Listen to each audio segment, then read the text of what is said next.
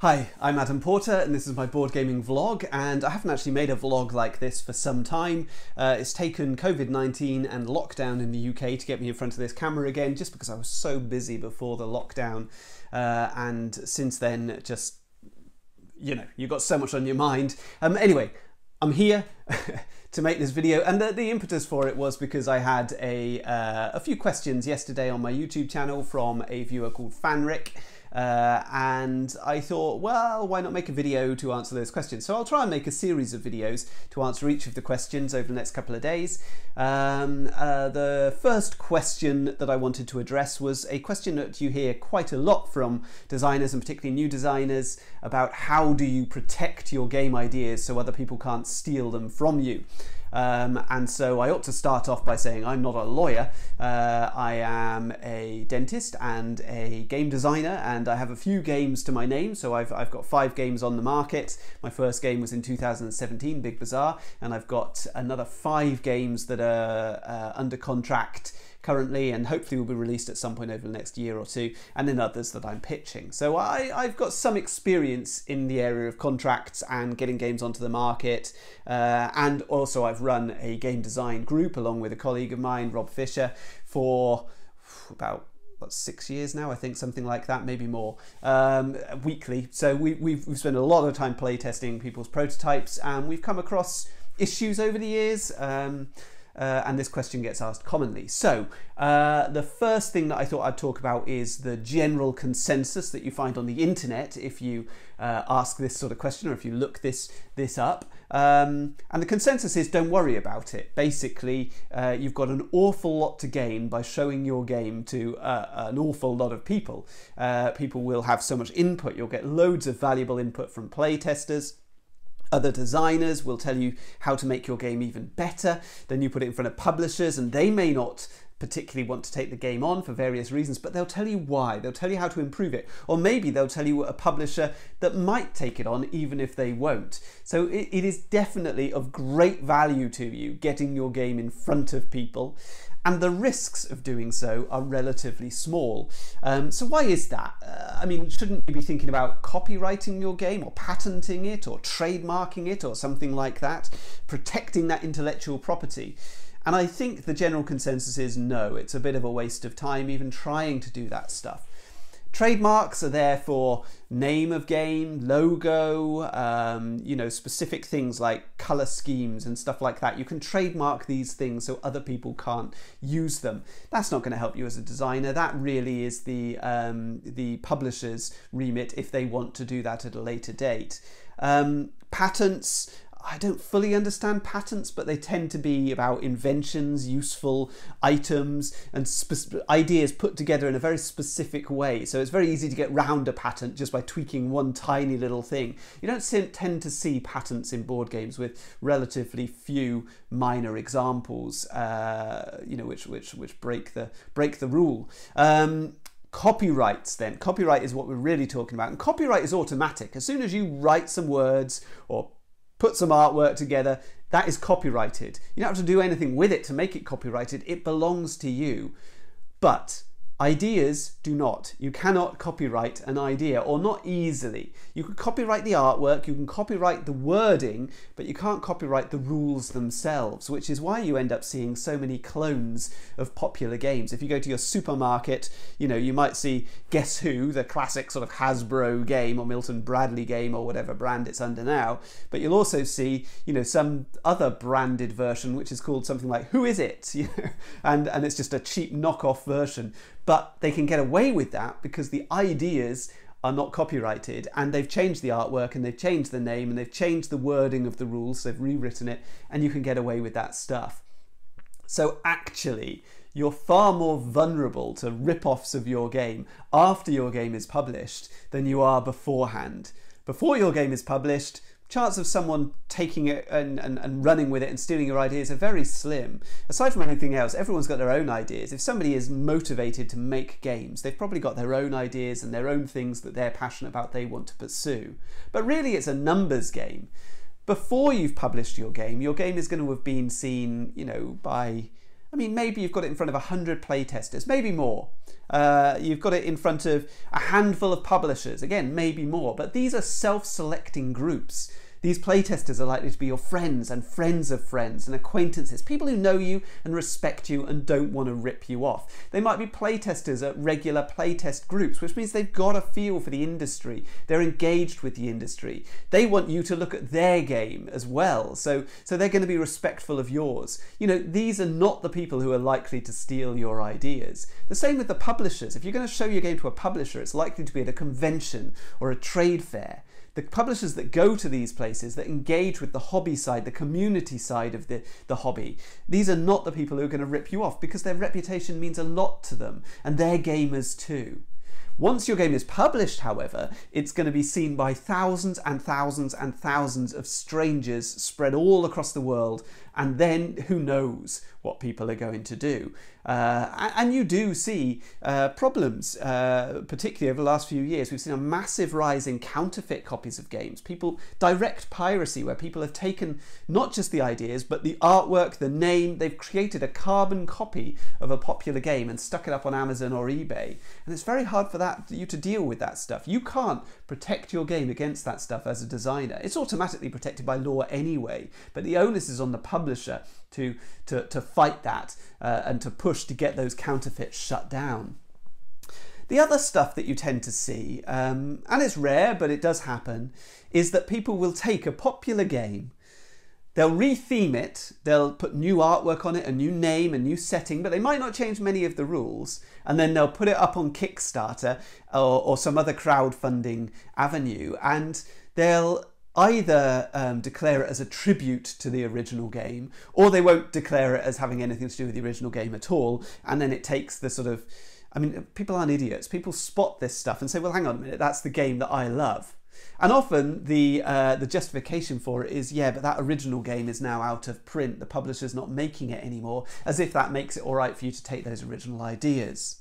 So what does the law say? Well, the law says it's fine. As far as I understand it, you know, you can't copyright those ideas. So as long as they've changed all of the artwork, they've changed the name, they've changed the wording of the rules, even if the idea of the rules is the same, they get away with it. Although they tend to get a big backlash online, a lot of criticism, and I don't know how sustainable that is as a business plan for the future. The other thing that you see is variants, things which are a little further. They're not a direct copy. They've got a few rules changes, and these will sometimes come out of fairly substantial publishers. Sometimes I see things which publishers do and I think, oh, it's a little bit close to the mark. That game is very similar to this other game that I know and clearly inspired by it. And yes, you've added a few special abilities, a few special powers to some of the players, or you've fleshed out that small concept into something a bit bigger. But basically, the core concept is the same, and sometimes it feels like it's too close. But I'm not the arbiter of what is too close. I mean, who's to say how close is too close? And you could get into those arguments all day long. I mean, the classic example is Dominion and the hundreds and hundreds of deck builders that followed that, all of which used Donald X. Vaccarino's original idea of deck building. But then you could say, well, didn't he use that idea of building decks of cards from Magic the Gathering, albeit his deck building happens within the game, whereas in games like Magic the Gathering and other collectible card games, the deck building goes on before the game starts. So how close is too close? Then another issue that I've seen come up, and this has happened to me myself, is where I've had an idea, I've developed a prototype, I've play tested it a lot, and I've started showing it to publishers. I had a game that was called It's a Trap, it's a party game, I was showing it to publishers, and then a game came out in America from a publisher I'd never met called Banned Words, and that game had exactly the same basic concept as my game. And with a party game, the basic concept is pretty much the whole game. Okay, it's very, very small design space there, and they had done it. Now, I am absolutely positive that they had no knowledge of my game whatsoever. They couldn't possibly. So that is just coincidence. They had the same idea at the same time, and they got it to market first. And then a year later, CGE, the Czech company, they released Trap Words, which is the same concept again, albeit done in a slightly different fashion with a fantasy retheming and this sort of thing. Again, I suspect that had no relation whatsoever to banned words, and it certainly had no relation to my game. It just happens that these ideas all came about at the same time, and then a little bit of internet research shows you that in 2012 there was a game called Scheibenkleister, a German game which had the same concept as well. And I doubt banned words or trap words designers, I certainly didn't know of that game. And all of these games are derivative of Taboo, that old classic party game anyway. So it's very hard to say any of them are truly original. They just had this big twist on Taboo. And I was comfortable with that twist. I didn't feel I was ripping Taboo off. I felt like I'd come up with a clever evolution. And in some ways I feel vindicated because lots of other people obviously thought it was a clever innovation as well, and did the same thing. So again, it's that question, how close is too close? One thing I think designers should be aware of, and they're generally not, is that there is a risk of people making claims against you once your game is published. Now, I'm not aware of anyone that this has happened to, but I am aware that in practically every contract that I've signed, there is a clause in there which says that I am responsible if anybody challenges the publisher and says that that idea has been stolen from them. They tend to say that the designer will indemnify the publisher against any claims or challenges against their intellectual property. Now that makes me feel very uncomfortable, and in fact some contracts even have a clause in there which says you must have insurance as a designer to indemnify the publisher in an instance like that. Now I don't know how this could ever come about because, as I say, all I sell to the publishers is the idea. They come up with the artwork, they come up with the name, they come up with the rules written in the way that they want to write them. So really there's nothing that I give them that is copyrightable or that that could possibly be challenged. That said, it doesn't stop somebody trying. And we do know that some of the big players in the industry, the sort of Wizards of the Coast, the Games Workshop, they will send out cease and desist letters. They will pursue these claims. And I don't want to be on the receiving end of one of these letters. So I looked into the insurance. I actually first contacted a bunch of designers on a big online forum of game designers, and I asked them, have you got insurance for this sort of instance? And all of them said no. Everybody. I don't know a single designer who has insurance. But I went to some insurance brokers in the UK to see about this insurance. It's professional indemnity insurance, but with lots of tweaking for this specific circumstance. And the insurance brokers really didn't know what I was talking about. And I was getting wild quotations from £1,000 a year down to £200 a year. And I did end up taking out some insurance just to cover myself. I felt more comfortable that way, but I really have no idea whether the insurance that I have is worth the paper that it's written on. But it's something to think about. What I did want to talk about is conflicts that can happen between playtesters, because running a weekly group for many, many years, I think we've hit session number 400 or something like that now, of these weekly meetups.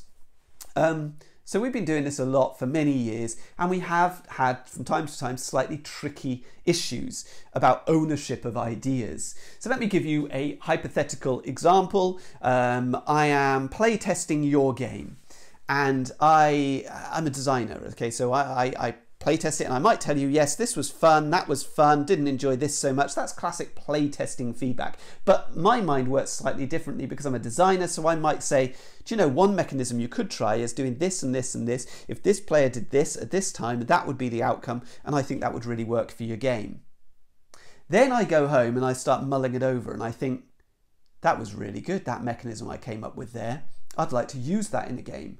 But do I own that mechanism, or does the player that I've freely offered it up to in that playtest meetup, do they own it now? Can I do anything with mine, or does that tread on their toes? Or should I just, write it off as well? I've lost that opportunity now, and then I'll be kicking myself for doing so. I've seen this sort of issue arise in the group from time to time, and I don't think there's an easy answer about that, apart from communication and empathy and courtesy towards your playtesters and the people that you're playtesting for, the other designers. And really, if you've got a brilliant idea, then maybe keep it to yourself. Don't offer it up freely to somebody else if you're then going to want to use that idea for yourself later. So there's my sort of starting point on the playtest groups, and we've seen issues around that sort of idea where people will present a game. We've had a situation where somebody presented a game to us as their own, but we knew full well the game was very clearly very closely based on another game, and that was not declared to us, and that made us feel very, very uncomfortable, and I have to have a chat with that person and say, well, you know, why are you passing this off as your own, you know, as opposed to saying, well, it's inspired by this other game. I mean, we're talking very close here.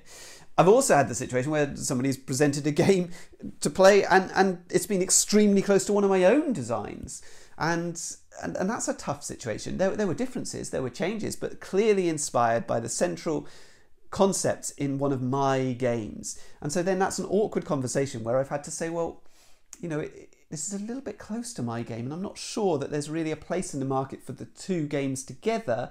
So by all means, keep exploring your game, but I think it might be wise to distance it somewhat from my game, change these mechanisms, which I think are the unique selling point of my game. I think those things you probably need to take out of your game and try something else. And that's an awkward conversation, because legally they're doing nothing wrong. They're using my ideas, and those ideas do not belong to me. They're not copyrighted. The other thing that we see from time to time, and this is perhaps more a more common sort of situation, is that somebody will play test somebody else's game at the group, and then they'll go away and they'll mull it over, and they're obviously inspired by that design, and so they come back the following week with a totally different game, but it's inspired by it. And so it might have a similar theme or some similar mechanisms. You couldn't say it's the same game, but it comes from that same design space. And people's feelings are hurt because they feel you're treading on their toes. You're treading in their design space. I mean, as an example, somebody comes along and they've created this large epic space opera type game, and then the next week, 3 other designers turn up and they've all got their space game too. Now, there are thousands of games set in space, and so you can't say, well, I'm the only one that's allowed to design a game set in space.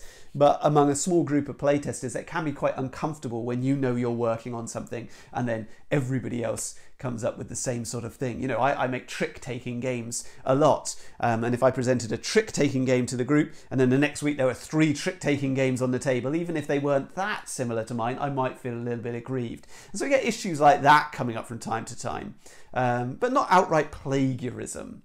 So what do we do about all of this? If you can't copyright it, if you can't trademark it, you can't patent it, what about non-disclosure agreements? Sometimes designers try and put these in front of their playtesters. If you sign this to say that you can't work on a similar game, or you can't talk about what you've seen in the game that I've presented to you. Playtesters don't tend to like that much. You might get some that will sign them, but the implication is you might steal my game. Certainly if you start trying to get publishers to sign these before you show them your game, then I think you're going to get short shrift from them. Most publishers don't want to sign non-disclosure agreements because it just suggests that you're going to start challenging them on things. If they sign something and then they do end up coincidentally creating something similar, then you're going to come back with a challenge. It's going to create issues for them. So they see plenty of designs, hundreds of designs a year. They're not that interested in your design that they're willing to sign a document which could create problems for them later. So non-disclosure agreements are pretty much a non-starter in the industry, apart from with the mass market companies. You will find them there. You know, if you ever had a meeting with Hasbro or Ravensburger or Mattel or something like that, these big toy companies, then I think you would expect to sign a non-disclosure agreement before you're allowed to have a meeting with them, largely to protect them, because anything they tell you about what sort of things they want to see from their designers, they don't want you passing that information on to their competitors. So it's not so much about protecting you, although it does function in that way. It's about protecting them and their ideas and their intellectual properties. So no non-disclosure agreements if you're starting out, no copyright apart from, you know, the artwork and the actual written word, no trademarks, no patents most likely.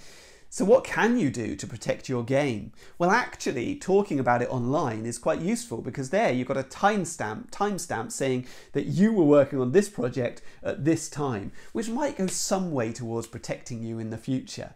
Act professionally. Recognise that this is a business, so it's all about relationships, building relationships with people, trusting people, and you'll have good days and you'll have bad days. Work on multiple projects, so if you have a bad day, if one of your projects does become difficult and problematic because of, you know, bad feelings between you and another designer, or bad feelings between you and a publisher, you can put that project to one side and you've got other stuff to be working on. Maybe you can come back to it later. I think that's always wise. Remember, there's not that much money to be made for the majority of us in this industry. There are the Ticket to Rides and the code names games out there, the ones that sell hundreds of thousands or millions of copies. Yeah, those guys have a lot of money to protect. So there they might start looking into the legality of it. But I mean, for me, I have 2 games that have done reasonably well amongst my 5. So Doodle Rush and Pikoko have both been, I would say, successful games.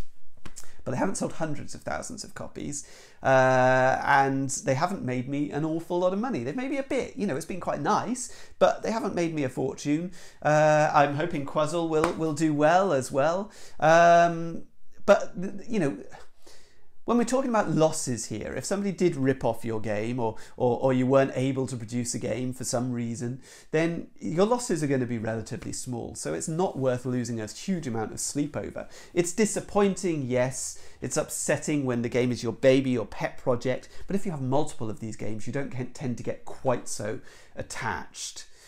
So reputations and relationships is what it's all about, and recognizing when to put your ego aside and maybe put your game to one side and work on the relationship instead of on the project. A good example came up in the Board Game Geek news last week of Bruno Catala, who is one of the best designers in the industry. By all accounts, a professional, decent guy who makes fantastic games. And one of his fantastic games is Shadows over Camelot, which is produced by Days of Wonder and came out, I think, best part of 15-20 years ago. And it's aged a bit over time. And in fact, Days of Wonder aren't currently printing it, although they could come back and print more copies later. Now, Bruno Catala and his co-designer, I can't remember his co-designer's name, I believe it's Sergio something. They've designed a new version of Shadows over Camelot with new rules, a new setting, a more sort of modern day setting, a bit more gritty, a bit darker, steampunk setting called Shadows over Brooklyn. They love this new version. I think it's a big improvement over Shadows over Camelot, and yet Days of Wonder don't want to make it because it doesn't really fit with their aesthetic, which is much more family friendly and cartoony and light, and Shadows over Camelot is still a very popular game. So what does Bruno Catala and his co-designer do in that instance? And that's the crux of this sort of news article, was they don't know what to do. Do they pursue that game with another publisher, even though it's based on the original game, which is licensed to Days of Wonder? Well, probably legally they're in the clear there if they use new artwork, new name, and a new setting. But that could cause bad feeling with Days of Wonder that are a really valuable partner to them. So maybe they ought to be prioritising the relationship over the game. But if that means that they don't get to release their new game, which they love, that's a major sacrifice that they're making. And I think those sort of decisions are the really tricky ones. Those are the ones where you've really got to communicate effectively, manage those conflicts, empathise with the other party, and sometimes buy yourself a little bit of time and hang fire in order to maintain the relationship that you have in the interest of generating future games and future opportunities. But through that conversation, they may be able to come to a happy middle ground where both games can exist together, or some changes are made to the game which is comfortable for both parties, and get that game out there in that sort of fashion. So that's it really. That's all I have to say about protecting your game. I think my advice to Fanric would be get your game out there, show it to loads of people, take the advice on board, don't worry too much. People are working on other things. We have thousands of games coming out each year from hundreds of publishers, probably maybe even thousands of publishers, and the number of sort of issues are very few and far between. You know, in this industry, I would say over the last 10 years, you can probably count on two hands examples which have been sort of publicized, and most of those are controversial. You know, they're not a definite case of ripping off. It's a case of one party feels they've been aggrieved, the other party justifies it, and you could fall into either camp. So yeah, don't worry about it. Show it to lots of people, learn the lessons, and I'd say get working on some other games as well, so you've got backup plans too. Anyway, I hope you enjoyed this video. If you did, please watch some of my others. On YouTube, I'm Adam's Board Game Wales. On Twitter, I'm at Board Game Wales. On Board Game Geek, Adam78. Thank you very much for watching, and all the best.